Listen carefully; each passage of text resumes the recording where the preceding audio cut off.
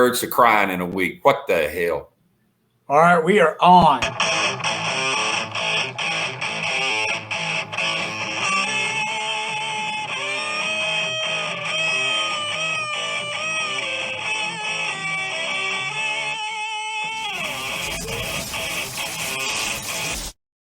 Stay tuned, stay tuned, stay tuned. I'm here with the coach, John Brent.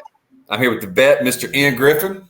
Bam. Go get y'all a T-shirt. Go get y'all a T-shirt like this. Heck yeah, T-shirt or hat. Coach had me choked up on the last segment here. Man. Got me all misty-eyed. I don't know what happened to me. I just felt all emotional. Well, you know, it's the changing of the seasons and such. It is. It's about to happen. Yeah. So as we sit here, as we're getting ready for a new season to come on board, let's talk about what we like about the fall. I mean, so they call it the fall, or they call it the autumn. Actually, the Native Americans have a unique – I wish I had the story. I heard it up when I was in Kansas. They explained why it's called fall, and it's just a gorgeous poem how they do it. And I wish I was intelligent enough to remember that, but I'm not. So I will say I'm going to throw it over to you, Coach.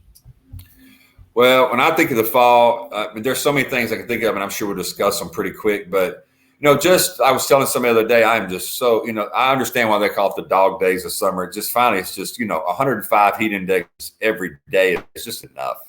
And I told somebody the other day, I said, I just can't I can't wait till I just walk out of the house in the morning and go, wait a minute, I need to go back in and get a jacket. And I just really can't wait for that part of the fall where I don't like, January cold in Texas, but I sure love to have a 62 morning and a 79 afternoon. So I'm looking forward to the change of the weather and also some other stuff that we'll talk about. But, man, just that, leaving the house in the morning and go, ooh, it's a little bit cool. So, Coach, I agree. The fall, it invites you to just want to be outside more. I mean, people that's not from Texas don't realize it's freaking smoking hot around August time frame around here. And nobody wants to do anything. Your grass wants to turn brown. So, I mean, just throwing it out there at you. And but, in the fall time, we get to break out some warm apple cider or some hot chocolate, man. And you don't do that in the summer. That ain't no good for you in the summer. So no. Yeah, and I tell you what, one of the good things is when it starts to get a little bit cooler outside, coming home in the evening, the days it's still long because it hadn't changed, totally yet to where you get started at 5:30. But coming home and starting a fire outside, have an outdoor fire where you're burning leaves and burning limbs, and and the sun goes down, and you might have to grab a jacket. I mean, just being outside where it's a little cool. Marshmallows outside with the kids. It always happens every year. But yeah, like you said, you don't get outside much to burn stuff or hang out. We're lucky here at the house to have a pool, and you are too, where when it's so hot, you mow and all you can do is think that last 10 minutes of mowing, I can't wait to just fall in that pool. So, I'm ready for some cooler weather. Yeah. So, here in East Texas is one of the fall requirements is a fire pit.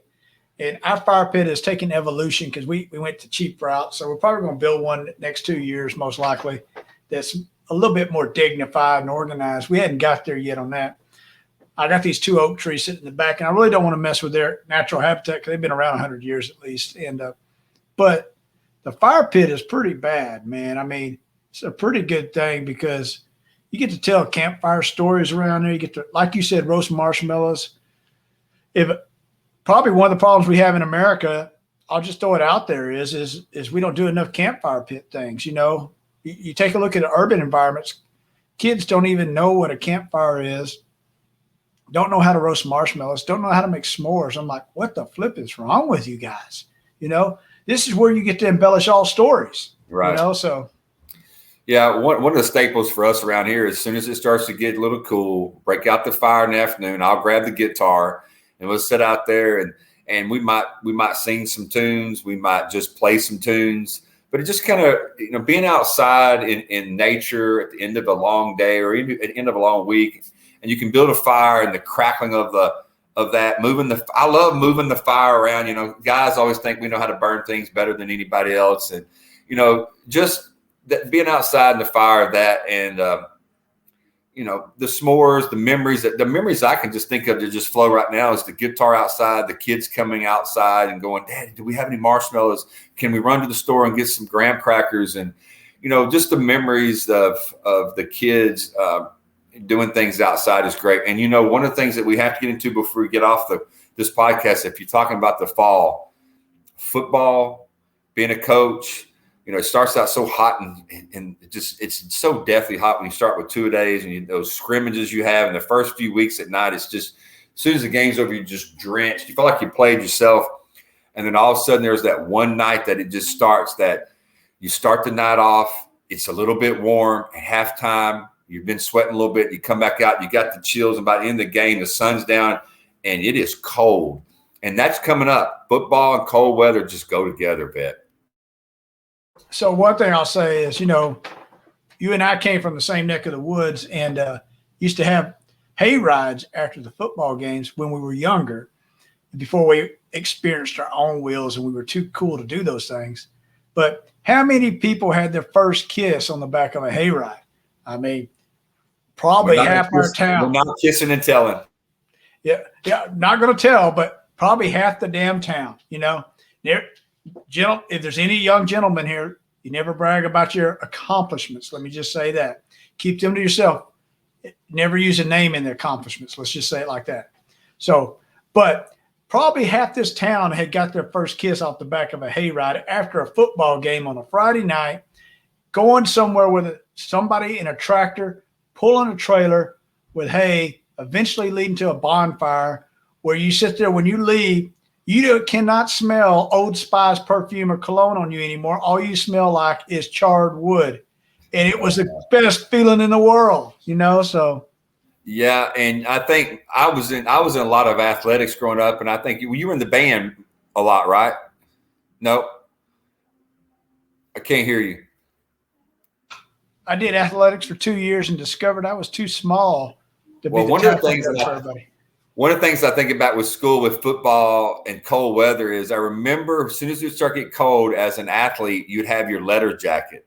And it was the coolest thing ever that you would go to your game, or especially if you were playing, and you'd give your jacket to the girlfriend, and you might be sitting there freezing, but they wore the jacket. And then especially if you were playing, they would be wearing your letters jacket. So when fall would come around, you'd always see the girls with it rolled up a little bit, wearing these big old freaking jackets of their boyfriends walking down the hall. And, they were big as a minute. They're 5'1", $105 at best, and they were wearing these big jackets. And you still see that now. And I go to my daughter's game. She was in drill team for a couple years, and you'd always see the girls still wearing the guys' big old letter jackets. So that was another thing of fall when you think about growing up and football games in East Texas, for sure. Well, I will say, as we talk about how the season changes during football season or the fall, I went to last year to my son's games, and at the last 2 games of the season, I was sitting there going, those poor cheerleaders. Oh, my God. They were freezing their little rumps off, and I'm sitting there going, my gosh, girls, I would have been wearing yoga pants, and I would have been wearing a jacket and everything else, but I would not be wearing a cheerleader outfit. I can tell you that. That was bitterly cold. And I can tell you, where we grew up, some churches like to do these what they call fifth quarters. So you have 4 quarters in the game. They do a fifth quarter, get all the young kids together, basically so you didn't get in trouble is what it amounted to. You got in trouble being supervised. So, but they would try to keep it throughout the whole year. And at the tail end, the last couple of games, as you approach, Thanksgiving and Christmas, December timeframe, it'll be bitterly cold in Texas. And people don't realize that because we're so used to the heat. If it drops 30 degrees, it's cold in Texas. And those events were not as fun as we thought. There's a medium time. That October time frame, the 1st of November is good. After about Veterans Day, it goes downhill real quick, I think, Coach. I don't know. So, well, I will say this. One of the things we're talking about fall is my wife is from Buffalo, New York area, just a little bit, south there in East Aurora. And you and your wife have lived, all over the world, especially I remember you saying you lived in Michigan. One of the things that the fall normally gets for people that don't live just in the South like I have, I've only lived here. But I remember one time taking a plane ride from DFW. I was going to visit my sister, Sarah, and she lived in Bowie, Maryland. But you could fly in either to Reagan or in DC, or you could actually fly into Baltimore. And I flew into Baltimore, and it was between Thanksgiving and Christmas. And I remember coming in over Maryland and seeing the tree colors. I mean, the bright yellows and the bright oranges and the different colors that you never see down here. And it kind of blew me away. And so the next year I made sure that when I flew into Reagan, I kind of did the same thing to seeing, the different colors. But I really wish more down south we'd get more of that change. It seems like here it's either brown or green. And there you just see all these beautiful colors when fall comes. Coach, I agree. I've been to most of the Northeast, and the area you're talking about, Pennsylvania lies right above it. And I've driven, the wife and I, in the Army, we would have to drive. Well, when we was in Michigan, we would go to Washington, D.C. on Columbus Day weekend because the Army has this big convention called AUSA, and it's where all the bigwigs come. We talk about the future of the Army. We do a week of it. But you're driving through Pennsylvania with all the colors changing. And it's just one of the most gorgeous routes that you'll ever drive. And then you hit Maryland going along the Potomac. It's just beautiful. And it's worth every minute of it. We dread it because it's a long drive from Detroit, Michigan, the 2 years we went. But as we got further down the road, we was like, this is pretty freaking cool, because it's not what you have down in Texas, as you said. It's either this or that, or you might get a couple of weeks of it. And that's it. You don't get a lot of it.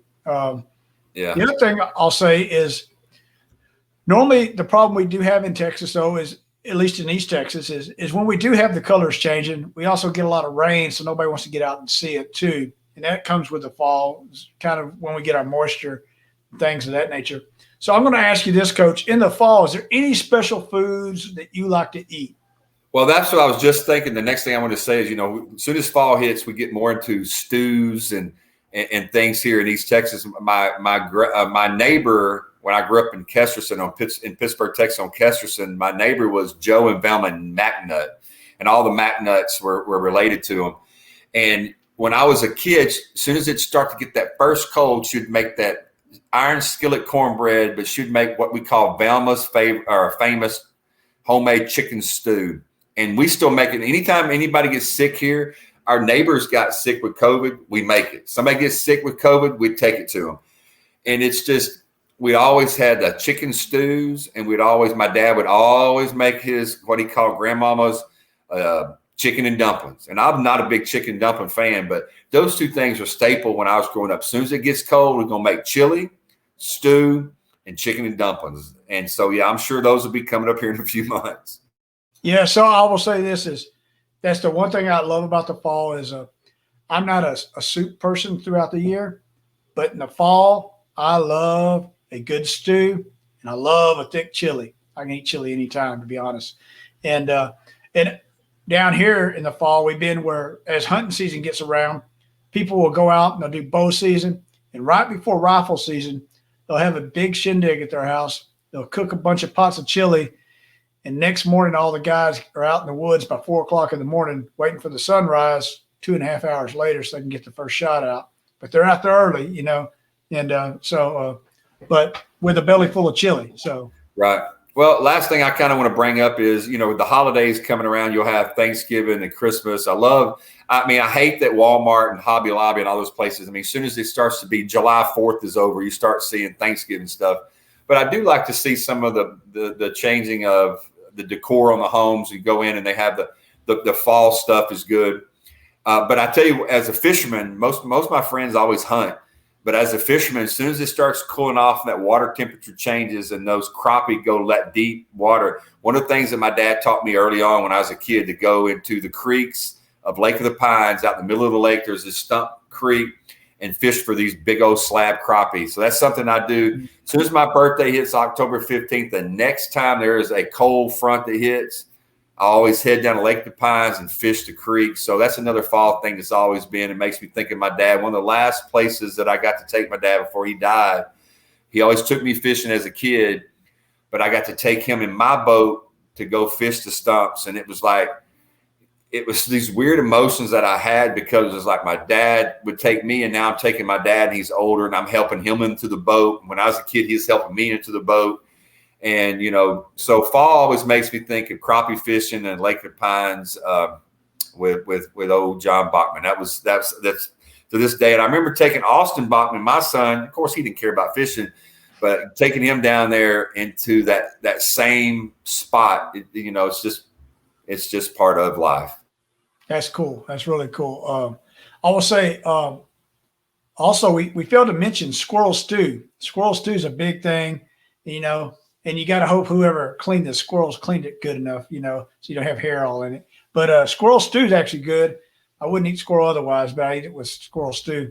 And I will say one thing, you mentioned the decor, and it's kind of crazy, Coach. Can you believe this, actually, that Halloween has surpassed every other holiday in the decor, and it's right there above Christmas. I can't even believe that it outsells Christmas holiday. I was kind of shocked by that, but I could be shocked, but I'm not, because you have to think about it. People that celebrate Christmas is more of I know it's about gifts and things like that, but it is a religious holiday to many. But Halloween is something that's not just, the kids get involved in it, but also there's a lot of adults get involved in it with businesses they'll do, costume parties. But then there's people that are non-religious that literally that's their favorite holiday of the year. Yep. Because they kind of get to act like their kids again. So I could understand that. And that is one right before the, Thanksgiving, Christmas season starts. It's a lot of adults that get involved in that every year. So real quick, before we get out here, just want to throw it out there. We want to hear what you love about the fall, because not everybody has the benefit of living in the great state of Texas, for one. And then two, share it with your friends and family, because we want to get them on the Coach and the Vet and want to hear what they have to say as well. So other than that, you got anything, Coach? Well, just want to tell everybody, get ready for a little cool weather. Enjoy a little football season coming up. And before you know it, it'll be 2022. It's flying by. Heck, before you know it, I'm going to be dead and there's going to be a headstone. Okay, let's go. Hey. Let's don't talk like that. So from the Coach to the Vet, it's time to stay tuned.